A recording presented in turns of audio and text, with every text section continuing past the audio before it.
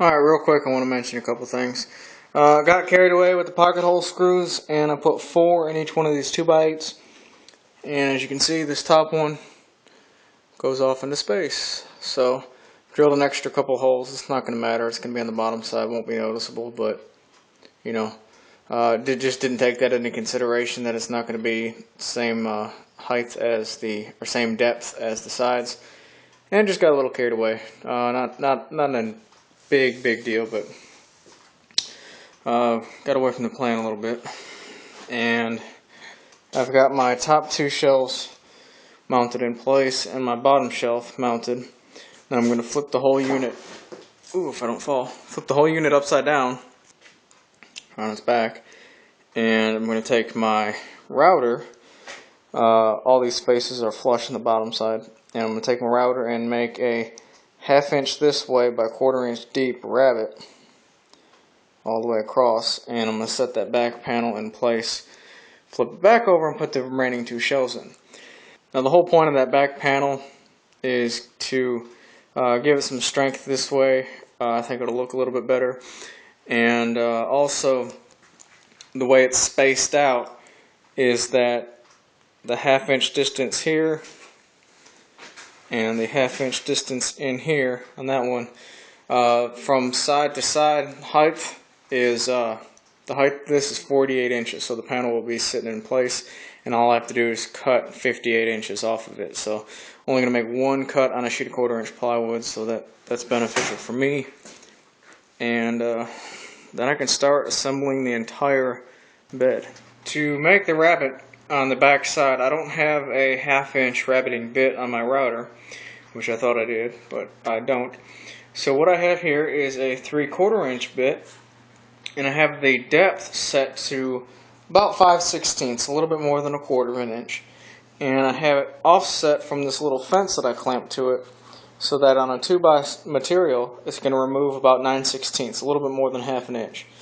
I'm going to very carefully flip this upside down and do my best to route out all the way around this intersection.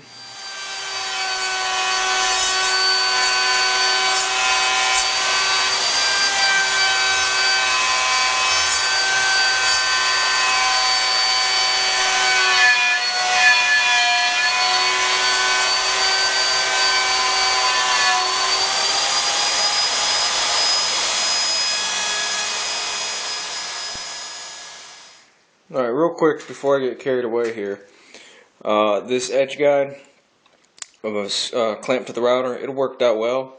However, this router is an absolute piece of junk, and my bit dropped about another 1/4 inch while I was routing. So basically I've got a 1/2 inch by 1/2 inch rabbet on the back of this. So thanks to my awesome junky skill router. Anyway, it doesn't really affect much. However, when I made the decision to use 2x8s for the bottom 3 shelves, I was just going to make a 1/4 inch rabbet here and slide the next shelves up to it and then screw it in place. The front of the shelf would stick out a 1/4 inch more on the second and third shelves than it would on the very bottom one. And everything was going to be rounded over, so you really couldn't tell about that. However, with this increased rabbet, I think you really will be able to tell. So I'm going to rip these down, the next 2 shelves down on the table saw to match the depth of these. An unnecessary step due to my router slipping, but it is what it is. And also, my little edge guide, like I said, it worked great, but I couldn't get into the corners on the shelving sides. On the leg side, I could get it all the way up to the corner, but due to that fence being in the way, it just stopped. So I've got to chisel these out in a couple spots. Space is really starting to tighten up here in the shop. I've got my 1/4 inch piece of plywood on my bench and table saw with my gap in between, which is where my circular saw blade is going to run. I've just got this straight edge guide I made a long time ago. It's an 8-foot piece, so I've got some of it sticking in that closet and some sticking out here. I'm probably just going to jump on top of this thing and cut it kneeling down. I can only clamp this side because of the way the bench is. I can't put a clamp over there, and I can't slide the whole thing this way because it'll hit the saw. So I'm going to jump up there and I guess use my body weight to hopefully make a safe cut.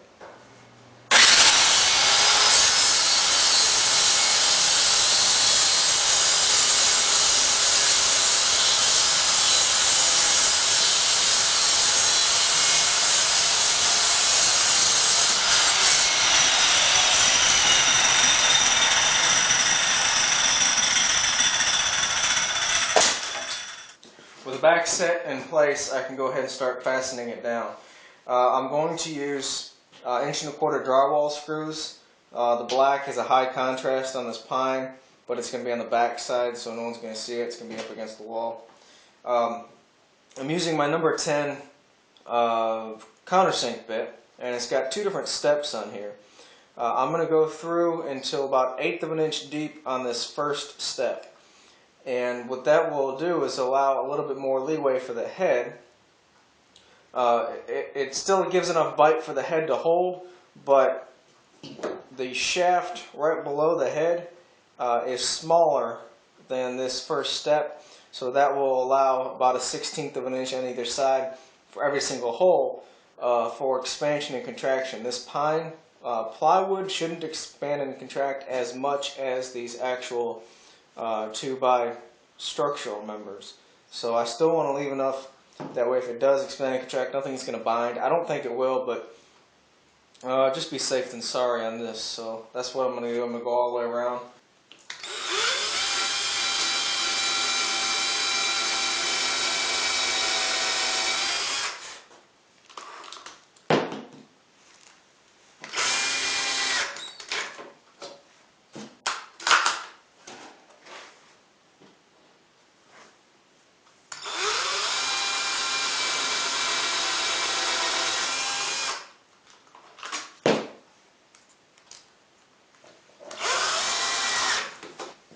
To locate shelf number 2 and 3 inside this box, what I've done is I've taken my interior measurement of this back panel, subtracted 3 inches because that's how much that 2 of these shelves are going to take, and then divided by 3 even spaces, and my distance is 14 5/8 inch. So I'm just going to mark 14 5/8 from the bottom, 14 5/8 from the top, and I'm going to use my square to set these in place right on my mark, and I'll have perfectly spaced out shelves. The headboard assembly is complete. The footboard assembly is standing up right there, and the frame is down the hallway. Slats are in the kitchen.